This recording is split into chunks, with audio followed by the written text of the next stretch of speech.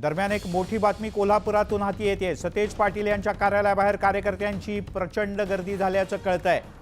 कार्यकर्त्यांशी बोलताना सतेज पाटील यांना अश्रू अनावर झाले आहेत। या क्षणाची मोठी बातमी कोल्हापुरातून। कोल्हापुरात आज जबरदस्त राडा झाला। शेवटच्या क्षणी काँग्रेसच्या अधिकृत उमेदवार असलेल्या मधुरिमा राजे यांनी आपला उमेदवारी अर्ज मागे घेतला। त्यानंतर सतेज पाटील यांचा चांगलाच संताप झाला होता। तो संताप त्यांनी जाहीरपणे व्यक्त केला। पण शेकडोंच्या संख्येने कार्यकर्ते आता आपण ऐकूयात।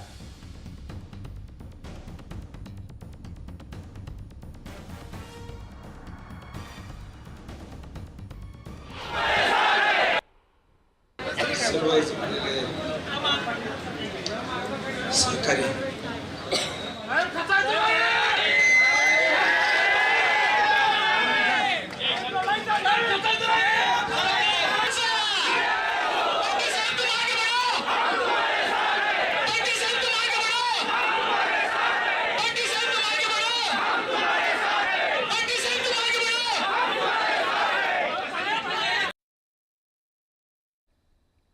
कोल्हापुरातली ही काही क्षणांपूर्वी ज्ञानेश्वर साळोखे आपले प्रतिनिधी आपल्यासोबत आहेत। ज्ञानेश्वर, पहिल्यांदा असं पाहतायत कोल्हापुरातली जनता सतेज पाटील यांना कार्यकर्त्यांशी संवाद साधताना अश्रू अनावर झाले।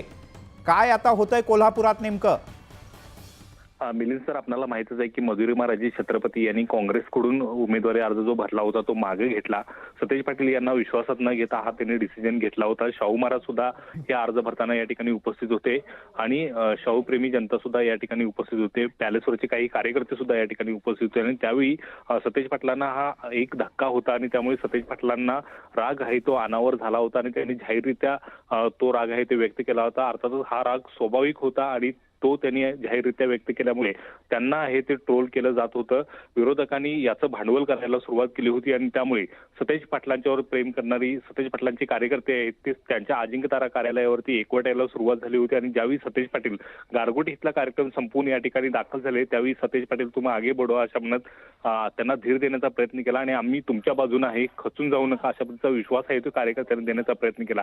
मात्र कार्यकर्त्यांच्या समोर बोलताना सतेज पाटील यांना अश्रू अनावरण झाले।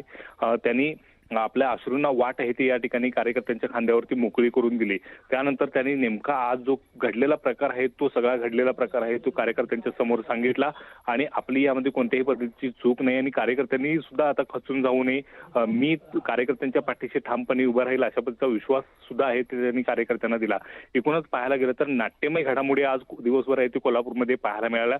खरं तर अपक्ष असलेले राजेश लाटकर हे उमेदवारी अर्ज मागे घेतील आणि मधुरिमा राजेंचा मार्ग मोकळा होईल अशा पद्धतीची आशा होती, कारण लाटकरांना यापूर्वी काँग्रेसने उमेदवारी दिली होती मात्र त्यांना बदलून मधुरिमा राजेंनी उमेदवारी दिली आणि हा कुठेतरी एक खतखत होती ती अंतर्गत काँग्रेसमध्ये पाहायला मिळाली होती। मात्र राजेश लाटकर हे नॉट रिचेबल झाले आणि अखेरच्या क्षणापर्यंत त्यांनी माघार घेतली नाही।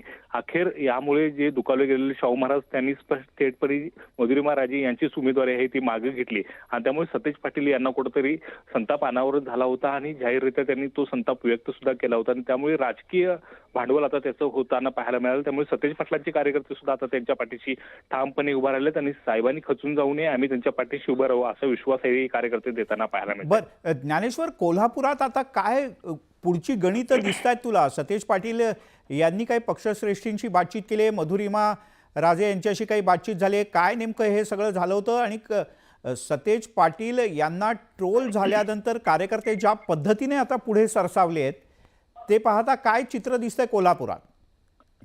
खरं तर सतेज पाटील यांचा हा राग हा स्वाभाविक होता, कारण त्यांना विश्वासात न घेता हा सगळा प्रकार घडल्याचं त्यांनी कार्यकर्त्यांच्या समोर आहे ते सांगितलं। त्यामुळे तो माझा संताप आहे ते मी तिथं व्यक्त केल्याचं त्यांनी सांगितलं। त्यामुळे सतेज पाटील हे सिंपती मिळवताना या ठिकाणी पाहायला मिळतात। आपल्याकडून कोणत्याही पद्धतीची चूक झाली नाही किंवा शाहू महाराजांचा अनादर करण्याचा कोणताही हेतू नव्हता अशा पद्धतीचं स्पष्टीकरण आहे ते सतेज पाटील या ठिकाणी देताना पाहायला मिळतात। त्यामुळे जो घडला दुपारचा प्रकार आहे त्याच्यावरती कुठेतरी पडदा टाकण्याचा प्रयत्न आहे तो सतेज पाटील यांच्याकडून होते। ज्यावेळी हा प्रकार घडला त्यानंतर शाहू महाराजांनी सतेज पाटील एका कार्यक्रमाला व्यासपीठावरती एकत्रच होते आणि तो सगळा वाद आहे तो मिटवण्याचा कुठेतरी आणि शमवण्याचा प्रयत्न आहे तो या दोन्ही नेत्यांच्याकडून झाल्याचं पाहायला मिळते. मात्र उमेदवारीवरून जो वाद रंगला होता, सुरुवातीला उमेदवारी बदलली गेली, नंतर मधुरिमा राजेंना दिली गेली आणि त्यानंतर मधुरिमा राजेंनी थेट माघार घेतली.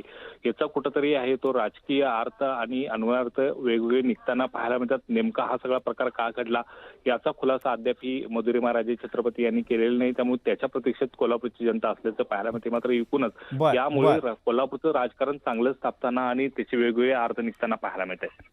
ज्ञानेश्वर, तुर्तास धन्यवाद या सगळ्या माहितीबद्दल. सर्व सहकारी